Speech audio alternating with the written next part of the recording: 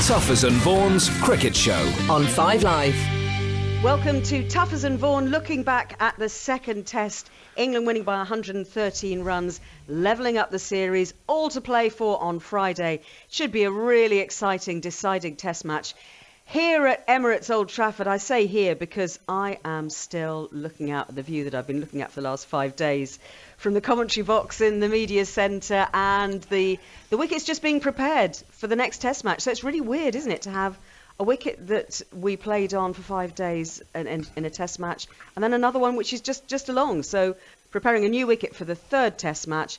So I'm here, I'm still in the bubble, still in the hotel, and boys, you're home. Yes, I nipped home yesterday, Ellie, just to see the Duchess and have 2 or 3 days at home. Took me about 5.5 hours as we were diverted through Wolverhampton, but glad to be back. And I'll be back up with you for the third test. What's the wicket looking like? Well, I don't know about wickets. You ask me these questions. More importantly, Phil, it's a strip of earth, Phil. Yeah. It's doing some rolling on it at the moment. What colour is it, Ellie? I'm a long way away. It's sort of palish. Oh, okay. That'll do. It'll be dry. That'll do. 22 yards. Phil, how many? Did you see a lot of cones on your way home? There's cones everywhere? It's that M6, 50 miles an hour, isn't it? Yeah, it's a lock-in. Once you get on there on a night, Phil, it's a lock-in. I was locked down in my own little bubble on the way home. I know Leicester's been locked down a bit, and potentially Blackburn, but the M6 has been locked down for about 10 years. You should know by now. It was a long way home. How many swear words did you use on the way home, Phil? Well, I must admit, I started shouting at the cones as I was going past. I don't think the cones were listening, Tuffers. I'm sorry to break this to you. Go back to the picture that I can't see, because it's just too along from the one that we've just played on. I can't see it being that much different. I guess the difference, and I hate to be a bit of a pessimist early, but it looks like there might be some rain over the weekend, and maybe more than we had in this test match. So maybe that'll have an effect with the ball. Maybe it swings a little bit more so. But I thought it was a terrific test match wicket. I thought it was a really good wicket that offered a little bit with the seam with the new ball. If you got in, once that ball got soft, it was quite flat. That's why England had to change the tactics, went to the short ball theory just to ask a different question of the batsman. There was a bit of spin there, Phil. So you could say it was a perfect test match wicket. I think we'll get a very similar one. You generally do at Old Trafford. And also remember that we lost a whole day to rain, so that was almost like day 4 we were playing. Well, that was a long day, wasn't it? That was a long day. And that added pressure on that final day as well. And it was all in the balance. You know, it was pretty tense until certainly on that final session when Blackwood and Brooks were going so well. But look, Tuffers, I've got to say, we've got to give you credit. You said Phil Tufnell, final wicket would fall at 6:15. England would win it at 6:15. The time on the clock, 6:16. Oh, I was a minute out. Mystic Tuffers strikes again. You're right, though. It was getting a little bit tense, wasn't it? But then you just got the feeling that once England managed to get through the recognised batsmen and get the likes of Jason Holder out, that the last 2 or 3 would fall pretty quickly, and it did. But I think the West Indies hung in there well and did what they could do. But then England would just always, England always just had their noses in front. Yeah, I must admit, I was more tense for the England team on day 4. I always thought day 5 it was going to be just a matter of time. Very difficult on that wicket to bat out the 85 overs, particularly when they batted so well in the morning to give themselves that second new ball if needed at the end. I thought it was day 4 when the West Indies were pretty much strolling the way towards that follow-on. And then the Stuart Broad spell of 3 wickets for 1 run, that changed the game. And I think we're all sat, let's be honest, I think it was around 3:30 on the 4th afternoon, and we all started to talk about, wait a minute, what is this last day going to be really like? The West Indies will bat till lunch, and then we'll probably have two sessions of England batting out the draw. A bit more of Dom Sibley kind of getting another 50, and I think what it showed us is that in Test match cricket, when you get a good score on the board in that first innings like England did, it gives you that opportunity of a quiet period with the ball and allowing the opposition to look like they're doing something. And all of a sudden, the second new ball's taken, bang, England right back in the contest. And then because they'd batted so well in the first innings, it allows them to go and play in the expansive fashion for those 19 overs in the second innings to set up the game. So it really is about first innings runs in Test match cricket. Yeah, and that spell by Stuart Broad, I mean, he's been coming under a bit of stick under the microscope, hasn't he? He's been upset that he wasn't playing down at Southampton, and he literally dragged England back into the Test match, didn't he, with that spell? He's got more spells than Harry Potter, that boy, I tell you.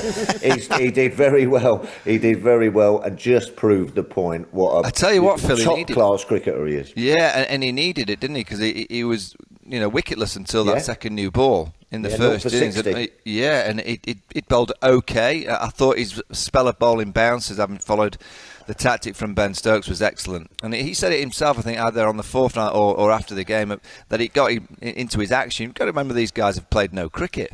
Yeah. And all of a sudden, running in, bowling hard bounces, he said he got it, his action, he could run through the crease with more rhythm, and that maybe helped him for when they took the second new ball. He bowled quickly this week. I think that's the quickest I've seen Stuart Broad bowl for quite a while. He was around 86, 87 miles an hour consistently, and I guess when you've got the likes of Mark Wood, Jofra Archer, Jimmy Anderson waiting in the wings, you know as a bowler, when you get your chance, you've got to be on it, because if not, there's a likelihood that you're going to miss the next game. So that competition for places is really having an effect on the England bowlers. Well, he's fresh, isn't he, Mike? Let's be fair. He's fresh. He's got lots of energy, and as you said, once he got into his action and got that rhythm up, I thought he bowled wonderfully, So 3 wickets in each innings, but it's the impact, isn't it? It's the fact that the timing of those 3 wicket spells. It just changes the game. It turns the game around. And he's done that all his career. I can remember some fabulous spells from Stuart Broad just when England need it. So he really is a fella who comes to the party when the captain asks for him. Look, we talked a lot. I mean, we'll talk more about the bowling as well. But is it as simple? Is the equation quite simple, actually, that score big runs in the first innings, and you're giving yourself a great chance to win the Test match? Yep. Yeah, I think you certainly give yourself a chance of not losing. And I think in Test match cricket, first and foremost, obviously you think about winning, but when you bat first and go big, you kind of nullify losing the game, which is a big aspect. And then if you can play pretty much 2.5 days of cricket knowing that you can't lose, it just frees you up to be so aggressive and so positive that, and it's such a long game, Test match cricket, that if an opposing team knows really they can't win, and that's probably from around the end of day one. With the way that England batted on day one, the West Indies would have thought, oh, wait a minute, it's really going to be difficult for us to win the game. You've got 4 more days knowing that the best result possible for you realistically is a draw. That can mentally challenge you. You start to get... it is like being in a boxing ring, and you're getting jabbed all the time, and eventually you just go, oh, I'm just going to fall over.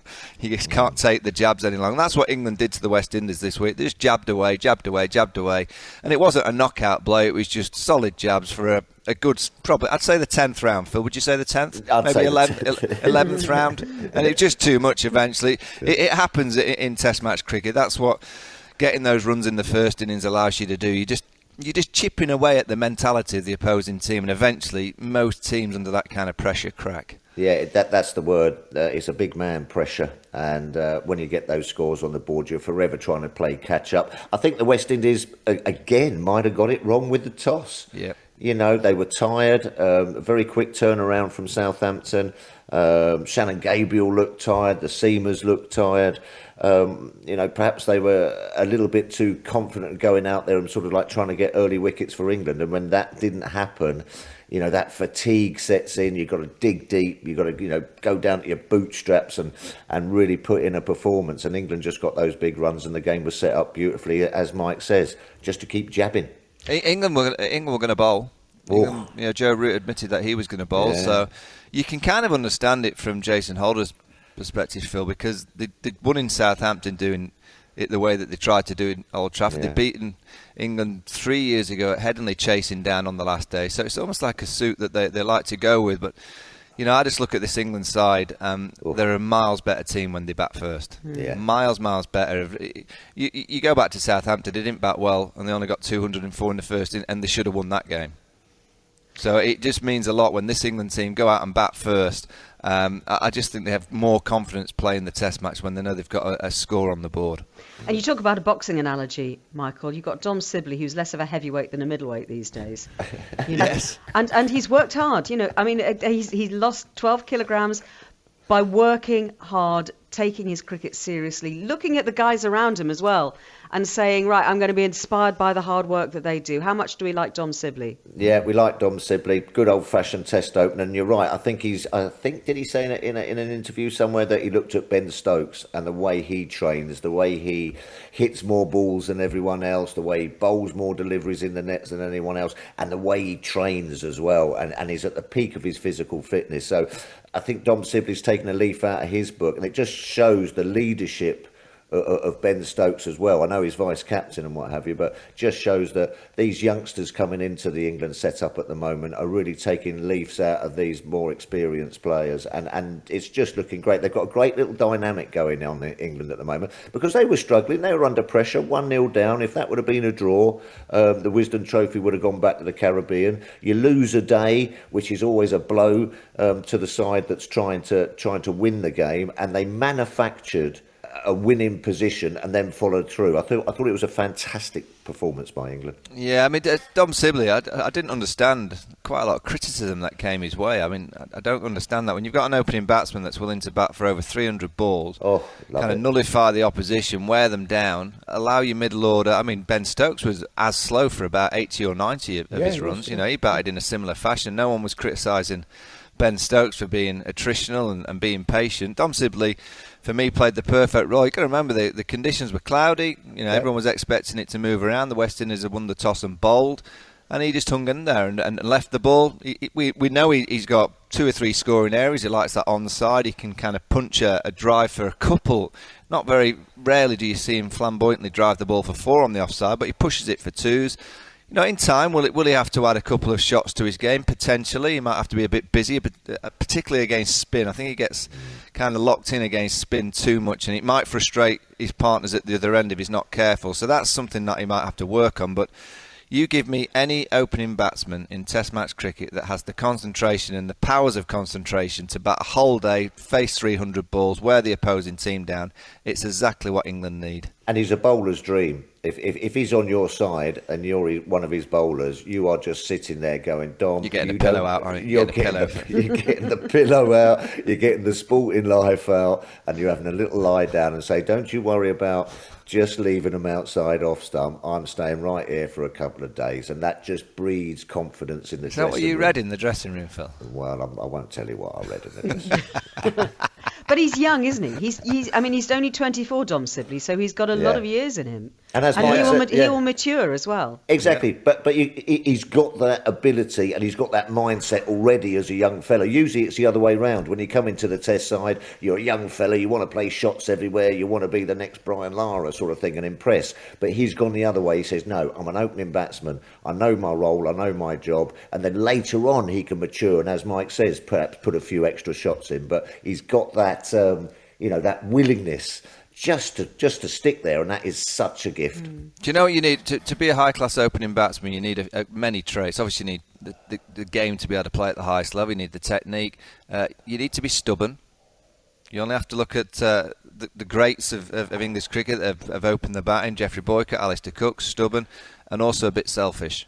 And that's not a negative. I want my opening batsmen to be selfish. Yeah.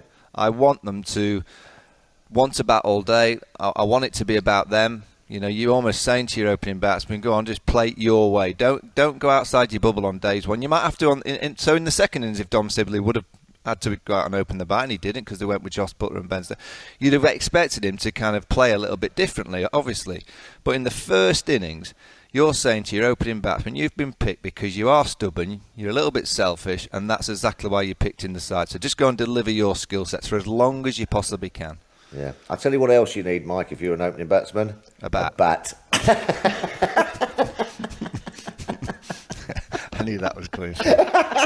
Maybe some pads. Yeah, maybe some pads. Gloves and a helmet and a box. Box is very important. Oh, yeah. Hey, there's been a few hitting the box this week. Oh, there was a couple of bright bullseyes there, weren't there? Yeah, I know. Yes, Ben Stokes. I mean, you kind of think that Ben Stokes, what a knock he that was. He doesn't react, does he? But in both innings, in different ways, in different circumstances. I mean, Joe Root in the press conference afterwards called him Mr. Incredible. Oh, not surprised as well. He's with bat and ball. But just those 2 innings he's played, I've sat there mouth open. What did he get in the first innings? 170 odd or something. 176, yeah. And as Mike said, he just got himself in tricky time when the ball was moving around a little bit. He dug himself in with Dom Sibley and then just peeled off 170 like it was falling off a log. He really, really did. And then came out in the second innings and went after the bowling, and some of the sixes were incredible. I think he has got the potential here. I'm going to say it right here. I think he's got the potential of becoming one, if not the best batsman in the world. I really, the best really batsman. I reckon he has. And I'm talking I Kohli's. can hear the Kohli fans lining up now, Tuffers. I'm talking Kohli's. I'm talking Williamson's. Can you be the best batsman in the world at number 5? Well, I think you can. Yes. Well, look at his stats, mate. He's just knocked up 170. But don't you need to be in the top 4 to really, or 3 or 4 open, face the new ball? I don't think it matters. Listen, I'm looking at stats. I think his stats. What's his stats this series he's got 343 runs at an average of over 114. Well, that's probably going to be up there with one of the best batsmen in the world. And I don't care where he bats. He can bat wherever he wants in my side. It did make me laugh, though, Phil. They said, he's got more test runs than anyone else in Test cricket this year. No one's played. No, well, there you go. There you go. But Mike, I'm with you. There's one headline in the paper today I saw that, he's better than Ian Botham. He may become that. He may get to that level, but I don't think he's there yet. I'll say he's a different style of player too. I was very fortunate to captain Freddie Flintoff, and Freddie was an aggressor. Would Freddie have had the patience and the ability to play an innings like we saw Ben Stokes play against the West Indies at Old Trafford this week? Probably not. But he was a wonderful striker of his cricket ball, so he basically always started his innings in around, I'd say, probably gears 2 and 3, and then went up to 5 and 6 quite quickly. Whereas what Ben did in the first innings at Old Trafford, he stayed in first gear for hours. Yeah. He just locked himself in, and it's like that is a huge. He was going down. It was like you travelling home last night. It's an amazing. Cones. And I have so much respect, and I used to always look at Andrew Flintoff all the time to think, God, it must be so difficult for these players to bat when they know they can pretty much at any time flick the ball into the stands. I couldn't do that. Alistair couldn't do that. You just can't do that as a batsman. There's only a small few who can. So the restraint that you have to have when you know that any ball really, Ben Stokes in that first day could have gone, right, I'm going to try and climb one into the stands. So to restrain yourself from doing that takes a huge amount of mental toughness. Will he become the best batsman in the world? I'm not too sure about that, but what he is an incredible cricketer. England, Joe Root, the captain, the coach Chris Silverwood. The frustration for me, Ellie, is England lose too many test matches with a player like that in the team. Yeah. When you've got a player like that in your team, it balances your team, and we shouldn't be seeing performances like Southampton. We shouldn't be seeing that kind of performance. We shouldn't be seeing the batting fail twice, and have collapsed. It just should not be happening now. It's been happening too long, and when you've kind of had 3 or 4 games when it happens, you get in a room and go, right, we're not going to let that happen anymore. Mm-hmm. And it did happen in the first test, and that's my frustration with the team, that with players like, you just go down the list of players that England have, they've got a tremendous amount of talent. Pretty much everything that you would want in your test match side, probably lacking maybe one more high class batsman to be right up there, and obviously the spin department, it's not bare, but it's at that level that's just growing. They don't have a world class spinner. If they had a world class spinner, you could see England, and one more batsman, you could see them quite possibly reaching the top of the world. But without those two kind of facets, I think they may struggle. With Ben Stokes, though, Mike, I know, all right, it's a big shout and what have you, but I think he could achieve it. I don't see. You mentioned the likes of Ian Botham, you mentioned the likes of Freddie Flintoff. I think when they walked out to bat, they saw themselves as all-rounders. I think now Ben Stokes, when he walks out the bat, sees himself as a high-class, top-quality batsman. Yeah, I agree. As everything, though. And actually, I don't know, to making the comparison with those two incredible cricketers that you've made, Ben Stokes' commitment and his hard work. It's there. And that moment, Michael, have you ever seen a bowler do what he did against Jermaine Blackwood, who was set, strikes one down the ground from the end that I'm sitting at, from the Brian Statham end, all the way down towards the old pavilion? Ben Stokes, in his follow-through, completes his follow-through, then runs the whole length of the field to try and cut that ball off before the ropes. That's him, isn't it? We're so used to seeing Ben produce this kind of magic and effort, and Phil mentioned about Dom Sibley and, looking at Ben Stokes and his training. He leads this team. He really does. I mean, it's not it isn't a negative at Joe Root at all. But, I had that perfect 2 years when Freddie Flintoff led the team. I was kind of just a guider. I was like just kind of manoeuvring the steering wheel slightly. I was tossing the coin and I was stood around mid-on, mid-off. But your all-rounder, when they're playing to that fashion and they're leading by example, they are the leaders of the cricket team. And I've always said that the captains of England that have had the opportunity to have a outstanding all-rounders in the team, me being one of them, we're very, very fortunate because your team is modelled around it. And Ben Stokes, I mean, can he get better? He probably can. I don't know how, but I also look, actually, and Ian Botham and Freddie Flintoff, every time they walked out to the crease, they had the massive roar. I just wonder whether the non-crowd helped Ben. With the no crowd being there, not revving him up, not cheering him for every shot that he played, just made him stay in this little bubble that he needed to stay in. Without the roar and the Barmy Army and the noise, he walks out there at number 5, England, 50 off for 3, whatever it may be. That ovation that he may have got and the cheers might have kind of triggered him to play a few more aggressive shots earlier. So I just wonder whether this week, actually, the non-crowd helped Ben Stokes. Yeah.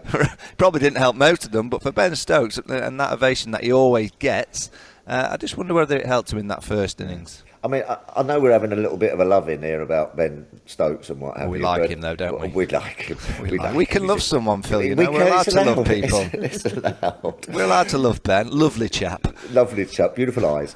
But nice hair at the minute. Lovely hair. Oh, lovely sweat back. Beard. Do you like his beard? Yeah, I do. That's quite tattoos. Nice. You like those? Very nice. Very nice. My kind of guy. But then also. He just, every time he comes to the crease now, or every time he walks onto a cricket field, I mean, just cast your mind back not so long ago, World Cup finals, Headingley's, this knock here, going out in the second, something spectacular happens, doesn't it? The 11 overs with the ball, when England were down and they needed wickets, 11 overs straight, banging it into the dirt, bowling bouncers every ball, which is really tough to do, let me tell you. It's just that something great happens, isn't it? It's a great knock. It's a great shot. He's absolutely box office. He just breaks. But what about him being the quickest opening batsman in England Test match cricket history to get the quickest 50? Yeah, nice start. He's just ticking off every. He's going down the order, isn't he?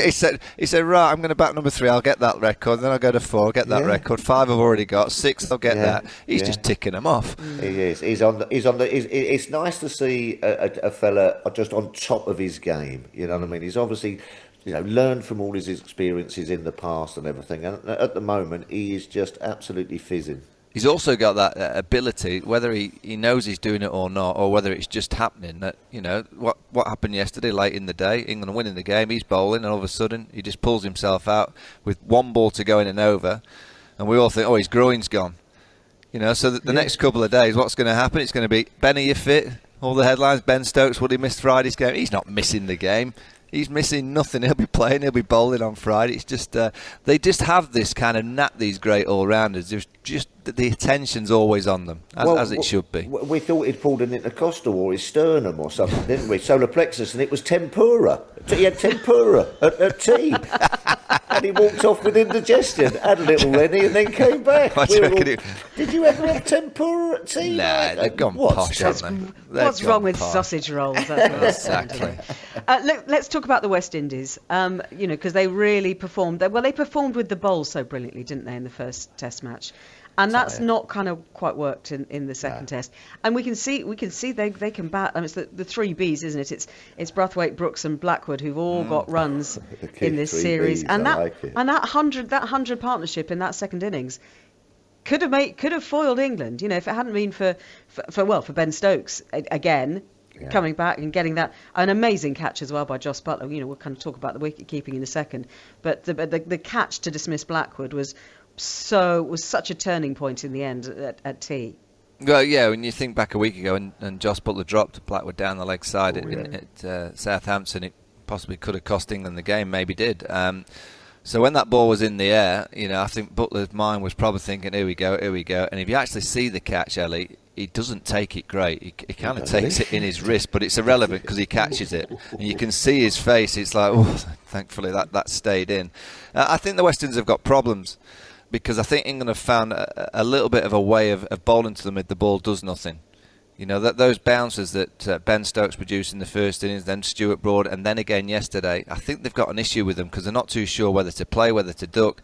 And when England are producing that kind of tactic, the scoreboard's going nowhere.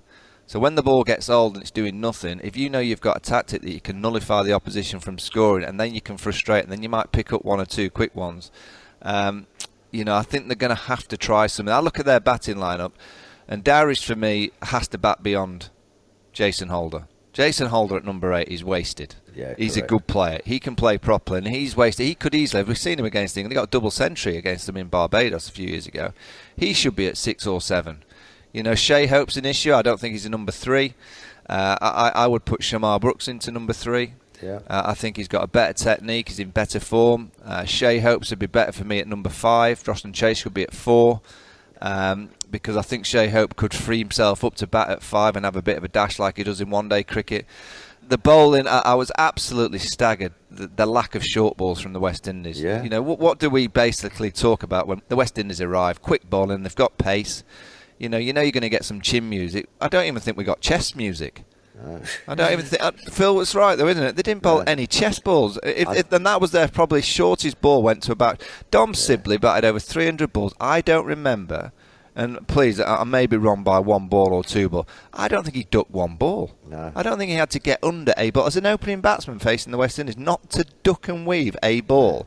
Staggering. Yeah, there was a little bit of belly button music. That's about it, wasn't there? Yeah, a bit of that, belly button. Yeah, a bit of nice. But it's nice music, that, isn't it? You don't mind that. I think Shannon Gabriel's the key. Well, I think West Indies are going to have a little change as well. I think Cornwall's going to have to come in.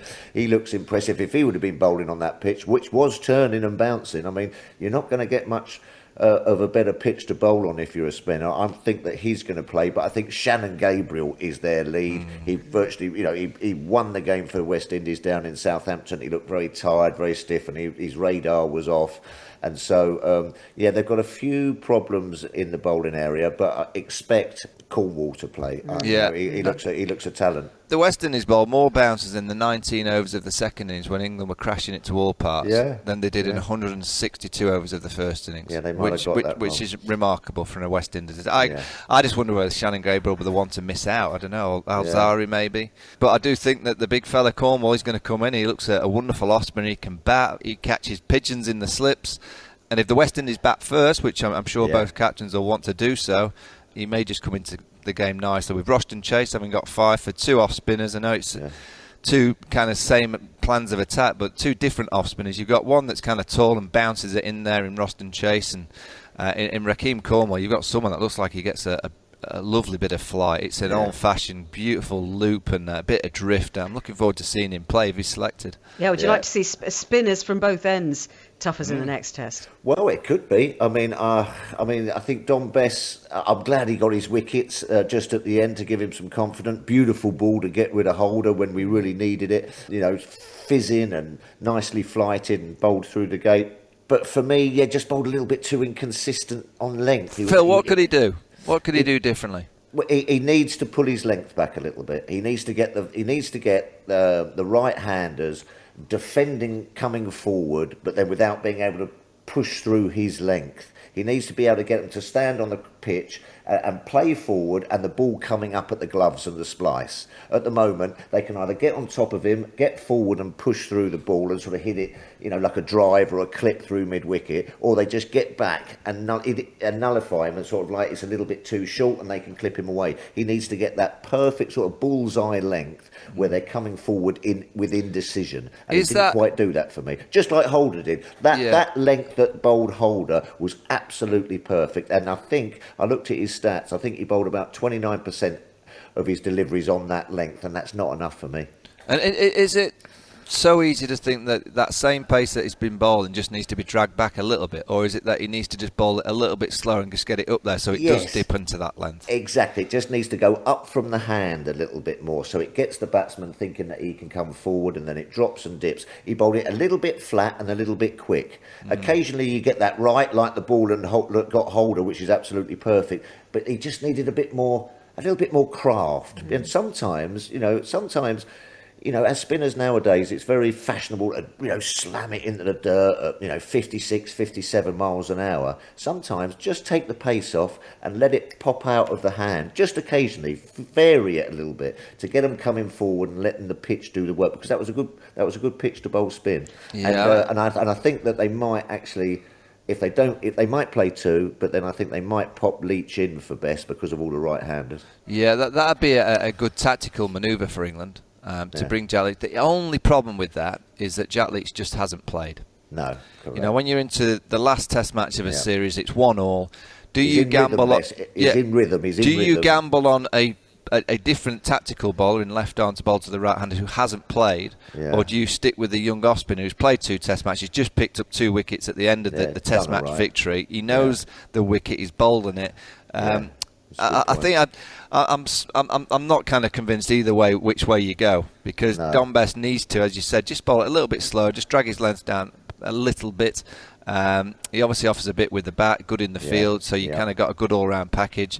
Jack Leach bowling at his best. If he'd been playing cricket, of course, I'd go with a left-arm spinner to challenge the right-handers. But, there's a little bit of me thinking, wait a minute, Jack Leach just has not played. Hasn't played at all. Spinners need overs in the legs as well, just to get into that rhythm. And perhaps we saw just towards how Don Best bowled that last hour, he just needs to bowl like that, earlier on in his spell, because it was lovely just at the end. He just found his lines and lengths. So that's a good point, Mike. He was better. He was better from Jimmy's end, wasn't he? Jimmy Anderson's end. Well, that was interesting, wasn't it? The change of end made all the difference. And was that? I think it was one of you said to me. It said during the day that it was the way the wind was blowing that actually that helped as well. Yeah, there was a little bit of breeze there as well, which can then just you naturally drag them outside the off stump a bit. But then also there was a few Sam Curran footmarks as well. So that's a big gain for Don Best. If Sam Curran plays, you probably play the off spinner for me. That's what surprised me, Phil, is that is that if you've got a right arm over bowler making a few footholds for you to the left-hand batsman, you're going to bowl from the opposite end, aren't you? Oh, all day. So it was surprising that Sam Curran bowled one end and Don Best just wasn't locked in the other end. But the reason why that was happening is because Stuart Broad had this kind of patch that he was aiming into just outside of off stump, and they were the deliveries that we saw nip back. The odd one was kind of carrying on. So it was a bit of a fight to who got the nod to bowl at the Jimmy Anderson end, because I think the seamers preferred it, and obviously Don Best would have preferred it as well. Incidentally, if you haven't watched it already, go back on the BBC Sport website, look at the cricket page, and look at that catch that Ollie Pope took to dismiss Kemar Roach at the end. It almost kind of got lost because it was the final wicket, but the way he just kind of bobbled it up and then leapt forward. I mean, he was like a salmon in the air. Take that catch at short leg. Well, he's a keeper, isn't he? He does a bit of keeping as well, and that was a keeper's goalkeeping. Yeah, well, no, pigeons, keeps pigeons.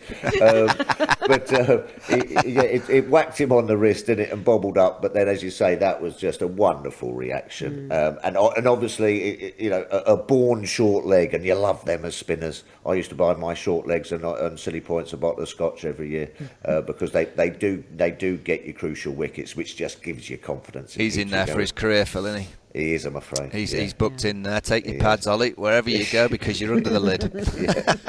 Right, let's talk about the England's pace attack then for here at Old Trafford on Friday, because I mean, you can make cases for pretty much everybody, couldn't you? There's a lot of people out there, and we haven't talked about Chris Wokes either yet. 100 Test wickets now. To add to his over 1,000 Test runs, so he's got there in 34 Tests, which is quicker than Flintoff. It's quicker than Stokes. It's even quicker than Gary Sobers, which seems extraordinary. And he has a very. I was looking at his average today. His average in this country is better than Broad, Anderson, and everybody. About 23, isn't it? Just under. Well, I feel sorry for someone like Chris Wokes in a way, because he doesn't say boo to a goose. He is a great, great guy. You know, an amazing Have you ever team. said boo to a goose, Mike? No, I never. don't see many gooses. No. Did you hear Carlos Brathwaite talking about him on air yesterday on TMS, saying how much Did he say boo to a goose? No. Well, he wouldn't do that either. But he said that I think they played against each other in franchise cricket at one point, and he made a point of seeking out Chris Woakes and saying, "Can you give me some tips on just upping the pace a little bit?" And he said that I mean, this doesn't surprise you. Chris Woakes gave him all the time in the world and talked to him and helped him and was as friendly as you would imagine he would be. Well, he's probably one of those guys that is probably very easy to leave out because he's such a nice gentleman, and he's not going to go and sit in the Sky Room, is he? No, he's not. He's not going in. He's not going in the Big Brother diary room, is he? He's not going in there. I mean. I just, because of the narrative of the week, I mean, Broad was fantastic, but because of the narrative of what he'd said the week before, it was all about Stuart Broad. And again, Chris Woakes, under the radar, delivered. Yeah. Delivered tremendous, you know, with the new ball, got that zip, you know, got key wickets. You know, he didn't do so much with the bat. He was out first ball. But, you know, this week, I always look at the England side, and when I see the batting packed, I know I've seen it a few times and they disappoint, but this week, I said, there's no way that batting lineup's not scoring at least enough to put this West Indies team under a lot of pressure. It's just too deep. And you go to Friday, and if all of a sudden they start swapping and changing the team, so say Jack Leach comes in for Don Bess. I know Jack Leach has helped England out with the bat in the past. But then you go, say Jimmy Anderson comes in, and then Jofra Archer comes back in. All of a sudden, I'm looking at that tail going, oh, get ready. Get ready, because it's looking a little bit more fragile than it was this week. I mean, this next few days, it will be column inches about who's going to play, who's not going to play. I think it's a very tricky one, obviously, because you've got some outstanding quality that didn't play this week. But in my mind, I've woke up this morning and thought, wait a minute, why would we even consider changing the team when the England side has just produced that performance on that pitch? Basically hammered the West Indies inside 4 days when you take away the rain day. The team looked as one. They played together. They bowled in partnerships. You could see it was kind of all together as one. Why would you think about changing that for a game that starts on Friday, unless bodies are sore, unless Stuart Broad or a Chris Woakes or a Sam Curran, his body's woken up over the next 24, 48 hours and go, oh, wait a minute, it's going to be a risk to play Friday. Why would you even consider, just because there's some star names, and particularly the narrative about Jofra Archer, it's a big one, you know, and the talks about, oh, but England need more pace. They've just hammered the West Indies inside 4 days on that pitch. So why would you even consider changing your team? We're just hearing, incidentally, that but Jofra Archer has passed both his tests, both his COVID tests that he's taken, and so he's back in the squad. So, you know, he can rejoin, and he will be available for Friday. It's a great point Mike makes there. The one thing that is good in cricket teams is that consistency of selection. You know, you bust a gut to then play the next... Oh, that's my phone. Come on, answer it, Phil. Let's see who it is. Come on, answer it. Let's see who's ringing you on. Come on, answer it. Sorry about that. Who is that? Come on, who was it? I don't know. Hold on a minute. What, you need a spinner for Old Trafford? Yeah. Come on, that could have been Ed Smith. It could have been. It could have been Ed. What are your thoughts on the spinners, Philip? Yes. No, I mean, Mike. I mean, what do you do? I mean, do you leave Jimmy Anderson out? He'll be wanting to play. He'll be wanting to bowl at his end. I think he averages about 22, 23. 21 there, yeah. England's premier swing bowler. Is he going to be left out? Jofra Archer, pace and aggression. Mark Wood, pace and aggression. But you're right. Sometimes bowling attacks, they're the first to be changed, you know. They're the first to get the elbow, and you sort of sit there and go, oh, crikey, O'Reilly, we were just sort of really doing it all together there and getting things done. And so do you change it? I'm not sure. But, I mean, it's a wonderful position for the selectors to be in, isn't it? I mean, as long as talk Phil... about the depth that we've got at the moment. It is stunning. We could have two sets of attacks out there and still bowl really well. Yeah, I mean, as long as the bowlers' bodies are able to go and produce the paces, because if you actually look at Stuart Broad and Chris Woakes, for many years, last few years, we've kind of been saying, oh yeah, but they're bowling at 81 to 83 miles an hour. That's not going to... Well, this week, they were up at 87 miles an hour. Now, if those two can go again at 87 miles an hour, knowing that they might have to be bowling on Friday for a full day, well, if they can really commit to that, you kind of... I would personally go again. Go again, same team, left arm over. Sam Curran, what's he played? Eight games in English conditions. He's won 8 Test matches. Yeah, I know. So why would you consider dropping Sam Curran just for this one-off must-win game? The England team have to win this series. You know, if you want to start talking about winning in India, winning in Australia, you must be beating this kind of West Indies side in your own backyard. So, yeah, I mean, again, the last 2 or 3 days about Joffrey. I brought it up on TMS. I went, well, you know, Jimmy Anderson's not played this week. I know. He wasn't even getting a mention. You know, Jimmy Anderson, our potentially greatest ever seam quick bowler. I wouldn't want to be the person, and it's probably going to be Joe, knocking on Jimmy Anderson's door saying, Jimmy, sorry, but you're not going to be bowling from your end this week. Who'd you pick, Mike? Who's your bowler? I'm going same again. As long as they're fit, as long as the bodies are able and able to bowl at that pace that we saw this week, I don't think I'd be changing a team that's just produced an incredible performance. You couldn't really say. There was one session, I guess, in the West Indies first innings where it all looked a little bit samey and we were all talking about pace. And then all of a sudden they brought this tactic of bowling bounces and it worked. And it worked for this attack. I think it's a gamble when you change a side that's just played that. The only thing I would change if they feel that they need a tactical change with the spinner. Because they need a spinner to take it away from the right-handers. And obviously Joe Root can bowl a bit of off-spin, similar to Dominic Best. But if the seamers are fit, I've woken up this morning, I kind of thought, why are we even considering? You know, when the team has just produced that kind of performance, you know, why would you even consider unless bodies are sore? Well, the reason why we are considering it is we've got a couple of fellas who can bowl 90 mile an hour plus, and England's record wicket takers sitting on the bench. But that's great for Pakistanis, isn't it? The series against Pakistan is coming very soon after this one, you know, and you've got to think that, you know, you might need a different attack and a few different changes for that series, but. You know, for this game on Friday, if everyone's right and the bodies are good, it seems a gamble for me to suddenly go, wait a minute, we'll change the team once again. For what reason? Yeah. Is there any argument for changing your wicketkeeper? I mean, Jos Buttler, he got 35 and 9 in the first test. As you say, there was that kind of quite high-profile drop of Jermaine Blackwood. And then 40 in the first innings here. And then he was out for a duck in the second innings, but I kind of think that was you know, sort of chuck your big hitters in to go for quick runs. So maybe we can excuse him that one. Yeah, but Ellie, I think Jos Buttler is at his best. I know it was a bit unfortunate, but I think at his best he would have taken that opportunity a lot better. You know, I think he would have gone and probably done what Ben Stokes did, but you can see that he's not quite playing with the confidence with the bat in hand. I thought in the first innings he played nicely. I thought, you know, he kind of knocked it right. It's not easy actually when you come into bat and the game is set by the time you get out there and everyone's expecting you to just smack it into the stands from ball one. It's very, very difficult to do that. But he gave himself a few balls, hit some nice strokes. You know, I wouldn't be changing it for this game. You know, he took that catch. He looked all right behind the stumps. I don't think it was a game that he had to do a great deal. There wasn't a lot happening for him behind the stumps. There wasn't that many catches. Certainly, I'd give him this next game, see how he goes. But you're right to bring it up that he will know in his own mind that he needs more runs. He needs to make sure that he's not dropping balls like he did at Southampton. And with Ben Foakes, we see him on the pitch every morning with Chris Reed, the keeping coach, catching lots and lots of balls. And he'll know that he's under pressure. He'll need a good performance in this last Test match, I think. Look, I tell you what, I think we've covered it all, haven't we? Except for one thing. Well, I'll get your predictions. I'll get your predictions first. What do we think? How's it going to go on Friday? Well, I think the toss is going to be key.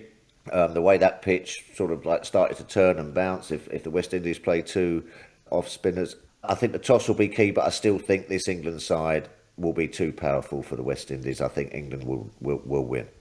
Yeah, I'm with you. I mean, in a funny way, I'd like to see England win the other way. You know, I think this team needs to start winning, having not batted first. I think to challenge both sides of the spectrum.